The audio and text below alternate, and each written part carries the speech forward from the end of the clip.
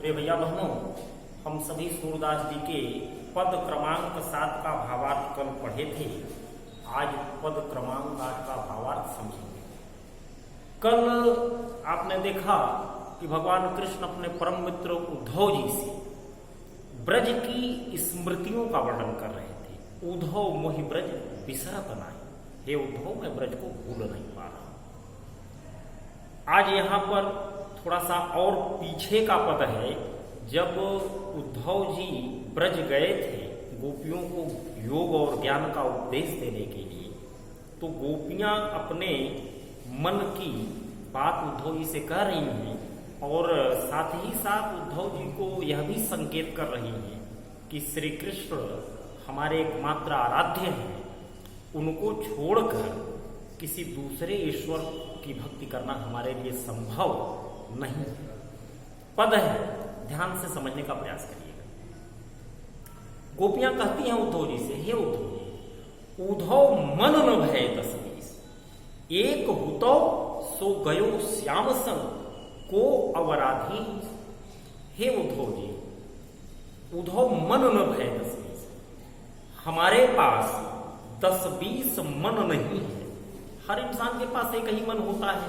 तो गोपियों ने कहा कि हमारे पास 10-20 मन नहीं है।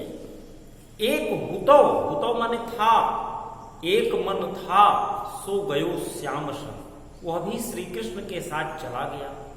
को अवराधीश, अब किस मन से हम आपके निर्गुण ब्रह्म की उपासना करें, क्योंकि किसी भी ब्रह्म की उपासना करने के लिए मन का होना अनिवार्य होता है। तो एक मन था, वह श्री कृष्ण के साथ मथुरा चला गया। अब हम किस मन से आपके निर्गुण ब्रह्म की उपासना करें। इंद्रिय शिथिल भई केशव ज्यों देही बिनु शीस। गोपियां कह रही हैं कि श्री कृष्ण के वियोग में हमारी इंद्रियां उसी प्रकार से शक्तिहीन हो गई हैं ज्यों देही बिनु शीस। देही माने शरीर, और ये पूरा शरीर है, लेकिन शरीर से अगर सर काट के अलग कर दिया जाए तो शेष भाग जो बचता है उसको धड़ कहा जाता है। तो जैसे पूरे शरीर का महत्व तभी है जब तक धड़ पर शीश है, और शीश अगर कट गया तो शेष शरीर तुरंत ही निर्जीव हो जाती है, शिथिल हो जाती है, बेकार हो जाती है।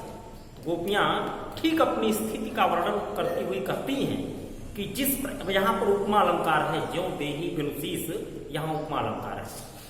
तो गोपियां कहती हैं कि जिस तरह से शीश के बिना शेष शरीर अर्थात धड़ बेकार हो जाता है, ऐसे ही श्री कृष्ण के बिना हम सब शक्तिहीन हो गई हैं, हमारी इंद्रियां बेकार हो गई हैं। इंद्रिय शिथिल भई केशव बिन ज्यों देही बिन शीस। आशा लागी रहति तनु श्वासा जीवन ही कोटि बरिस।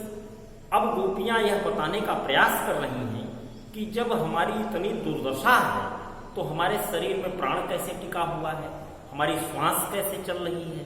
तो वो कह रही हैं आशा लागी रहत तनु श्वासा, श्री कृष्ण से पुनर्मिलन की आशा अभी हमारे मन में शेष है।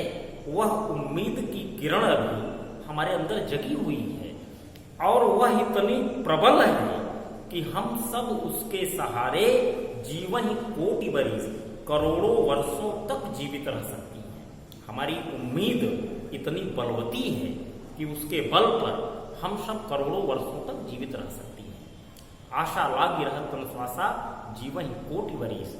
तुम तो सखा श्याम सुंदर के और सकल जोग के ईश। और गोपियां उन्हीं से कह रही हैं कि आप ज्ञान का प्रवचन देने आए हैं, हम सब वियोगिनी नारियां हैं, और आप सबसे बड़े योगाचार्य कहलाते हैं। योग पर आपकी पूरी पकड़ है, योग साधना को आपने सिद्ध कर लिया है।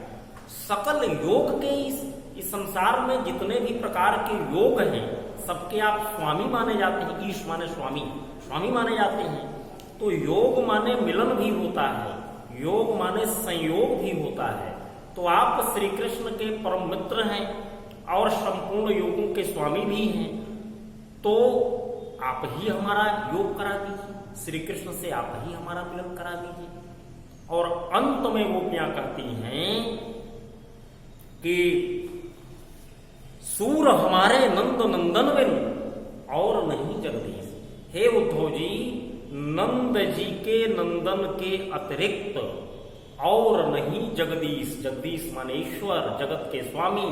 तो नंद जी के नंदन अर्थात श्री कृष्ण के अतिरिक्त हमारा कोई दूसरा ईश्वर नहीं है, अर्थात श्री कृष्ण ही हमारे एकमात्र आराध्य हैं। प्रिय भैया बहनों, निश्चित रूप से इस पद का अर्थ आपके समझ में आया होगा।